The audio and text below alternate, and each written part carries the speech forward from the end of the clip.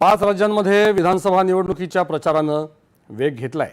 भाजपाचे नेते नरेंद्र मोदी यांनी केरळमच्या तिरुवल्ला इथे प्रचार सभा घेतली। केरळमध्ये राजकीय वारे बदलताना स्पष्ट दिसत असून राष्ट्रीय लोकशाही आघाडीला मिळत असलेला भरघोस प्रतिसाद सत्ता बदल होणार हेच सांगणार आहे, असं भाजपाचे नेते नरेंद्र मोदी यांनी म्हटलं आहे। 9 एप्रिलला इथे मतदान होणार असून 4 मे रोजी मतमोजणीच्या दिवशी केरळम अर्थात केरळच्या इतिहासात नवा अध्याय लिहिला जाईल असा विश्वास त्यांनी व्यक्त केला।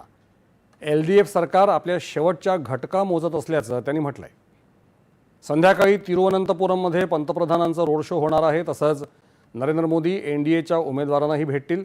तत्पूर्वी मोदी चेन्नई इथे संगीतकार रमेश विनायकम यांची त्यांनी भेट घेतली। नव्याने तयार केलेल्या गमका बॉक्स नोटेशन सिस्टीमच्या माध्यमातून भारतीय शास्त्रीय संगीत आणि आर्टिफिशियल इंटेलिजन्स अर्थात कृत्रिम बुद्धिमत्ता यांना एकत्र आणलं जाते, अशी माहिती विनायकम यांनी पंतप्रधानांना दिली। काँग्रेसचे नेते राहुल गांधी सुद्धा आज केरळमध्ये निवडणूक प्रचारासाठी मैदानामध्ये उतरले आहेत। त्यांनी आज अलापुझा येथे काँग्रेस उमेदवारासाठी प्रचार केला।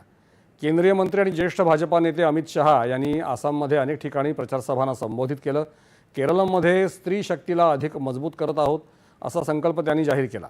LDF सरकारनं आपली विचारधारा सोडली असल्याची टीका देखील त्यांनी केली।